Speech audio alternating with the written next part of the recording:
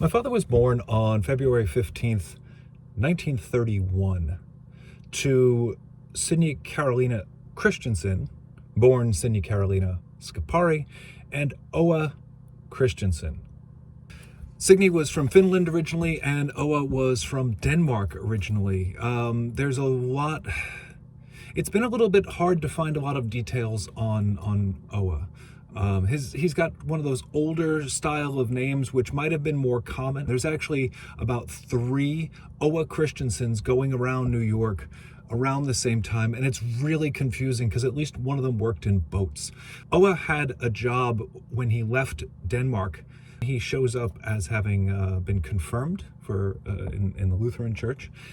Thankfully, I can figure this out with translation software. Finding out certain things regarding Denmark is really a little bit tricky because I don't read or speak Danish. And it's also kind of an older version of Danish. So he shows up when he's 15.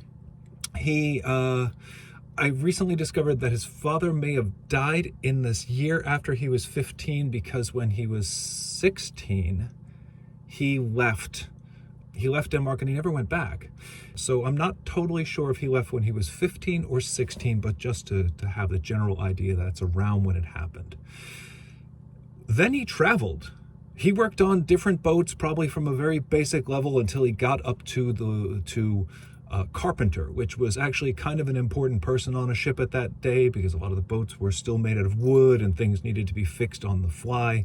And he probably was actually a pretty essential person. But probably one of several people who were important like that on the boat. But for the most part, I imagine that he just moved heavy things around as he traveled. And it's funny because his immigration records for Ellis Island, for example, he shows up like 25 times because he just kept going in and out of port and every time got checked in, which was something I guess makes a lot of sense, but I never really considered that even for the shipping of the time, they were all getting checked into customs, which I guess always happens, but it never occurred to me until I started looking into this. He also went in and out of New Orleans a lot, and he was going all up and down the Caribbean coast into Cuba, into Brazil, Panama, and various other places in the sugar, coffee, and banana trade of the time. And funny, for some reason, and I don't know why my father would have even known this, my father said that his father, my grandfather, Oa Christensen, had some really radical fear of spiders, like specifically banana spiders, which, I mean, I looked them up, they're quite deadly. How my father would have known that, it doesn't make any sense to me because Oa died in 1943 after having been dismissed from the Brooklyn Navy Yard.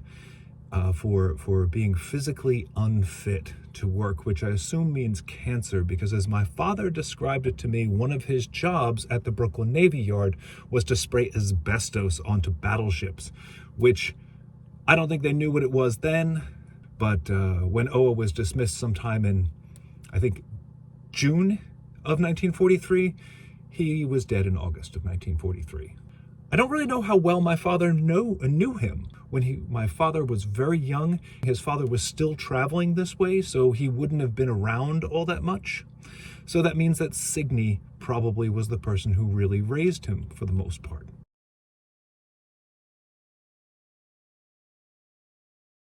So Signy Carolina Scapari was one of the middle children of 9 children, not of all whom survived, out of Finland, and I have some trouble pronouncing things, but she was born in Sidinkila, Etelä-Suomi, Finland. This was kind of towards the south, and this is where most people live, but it's also closer over to Russia. This part of Finland had been, or maybe all of Finland, had been swapped back and forth between Russia for centuries, and at this point, these folks hated Russia. St. Petersburg is not very far away, and in 1917, there was the Finnish Battle of Independence, or the War of Independence, and Finland was finally its own nation after many years of being under Russian control, same year as the Russian Revolution. And it was 1918 when her parents died, or 1917 was when her parents died. Now, the story I'd always heard when I was young was that everybody, like her, that her entire family died on a ferry boat ride to this small island to go and look at property or something like that. And I never really questioned it, but it never really made a lot of sense to me. After having looked at the records for a while, and again, it's been slow going with Finland, even though the family history goes back the farthest into Finland. A lot of this has to do with the work of a few people in that end of the family that really did it. And the one that I know would have been my great uncle, Olaf. Yes, another very old school Nordic name.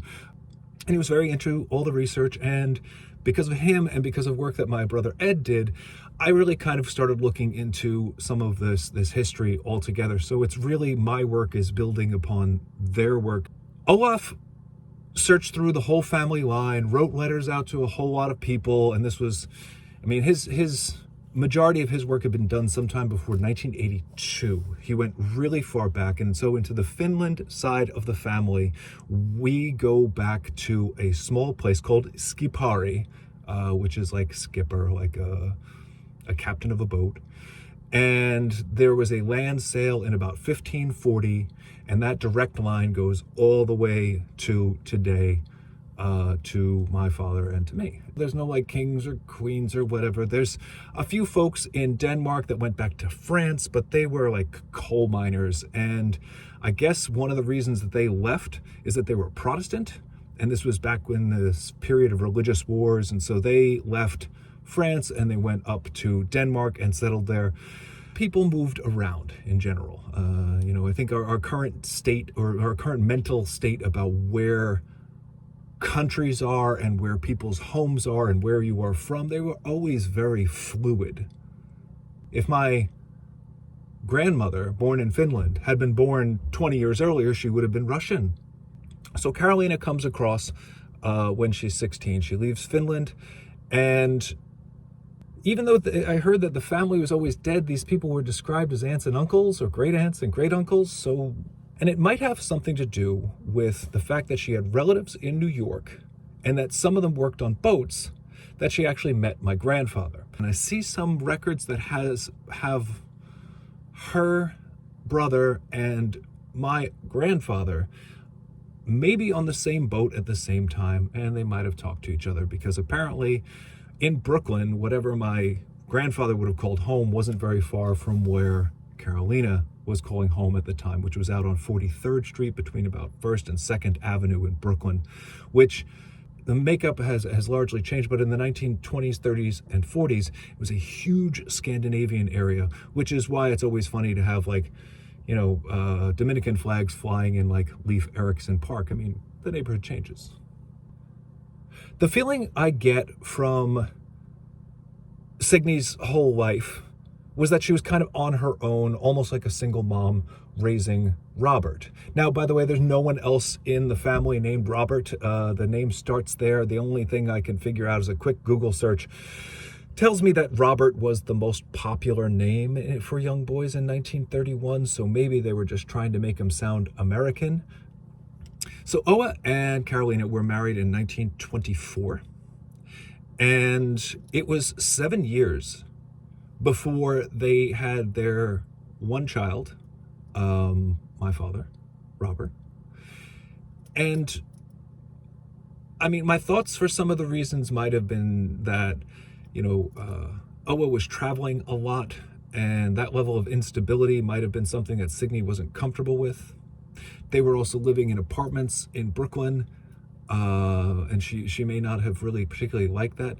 And I've tried to find for some time when exactly they moved from Brooklyn to Long Island to Belmore, which is very, very close to where my mother moved to in Wantagh. I haven't found a lot of those records, but by 1930, they are in Belmore, and they have a residence on Grand Avenue. And in 1931, my father is born. That site they moved out to farmland. In the time that my mother moved out there, nearly 20 years later, This area would be radically changing, population would really be expanding, but when my father's family moved out there, it was the sticks. My grandfather was traveling and wouldn't have been around much until he gets a job at the Brooklyn Navy Yard.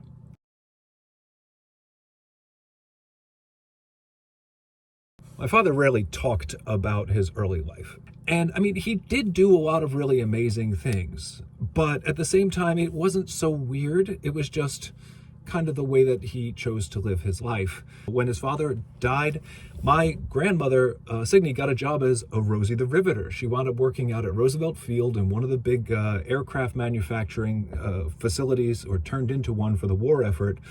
And she would commute out that way to build airplanes. I think she was building a combination of like, there was this type of fighter jet that had the folding wings, and then the ones that they use in aircraft carriers. A funny thing about Long Island in the 20s, 30s, and 40s is there were a huge number of airstrips out there. Like when I was growing up, there still seemed like there were several airstrips. I mean, more than you'd think you would need. You have these major airports, obviously, like LaGuardia, and JFK, but you also have all of these other small strips that apparently just were all over the place, where somebody had a field and they had a landing strip. I did a rough count, and there were about 20 in Nassau County alone, but I think that number was more. So my father was seeing planes taking off all the time, and of course he became fascinated. Sometime around when his father died, my father took one of his first plane rides, and he actually, got picked up, went into Roosevelt Field, went flying, and he was hooked. So that was the thing he decided he was going to do with his life. He was going to fly, come whatever. All around this time, whenever my father told the story, there was a truthiness to things, and depending on how many drinks he had and who was listening, you would get different details. All these things seem to get compressed together in his telling. When my father decided to go into the Air Force, he always said that he graduated high school and he went right out to sign up for the military and then all that, but that's not exactly true. He graduated from a 2-year associate's degree out at Farmingdale College, which was kind of a little unusual at the time. And after graduating from that, he went to try and sign up, and they would not allow him because of the tooth problem. It was either that he went the next day and had all the other teeth pulled out of his mouth, or the next week or something, and then he went back again the next day or whatever with, dentures in, and then went and had the whole bite test done again to see if he could have the air mask on for flying. And then the second time he went back, he passed. I just assume naturally that there's some real time difference here, because getting every tooth pulled out of your mouth, I don't care how tough or serious you want to be about things, that's going to take a minute to get over. I don't know if you're going to be able to get fitted for dentures right away. I just don't know how that works. One thing I do know is that my father wore dentures for the entirety of his life after that.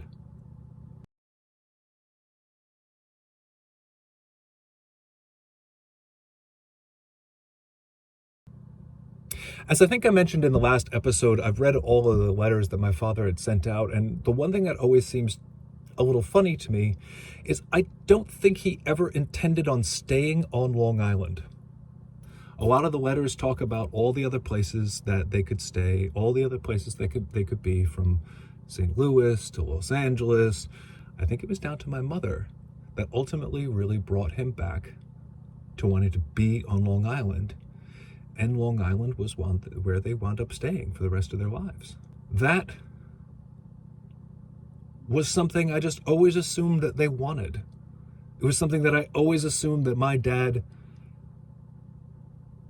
born on Long Island, raised on Long Island, and died on Long Island. Like, I just always assumed that that was what he always wanted. And I just guess it isn't true.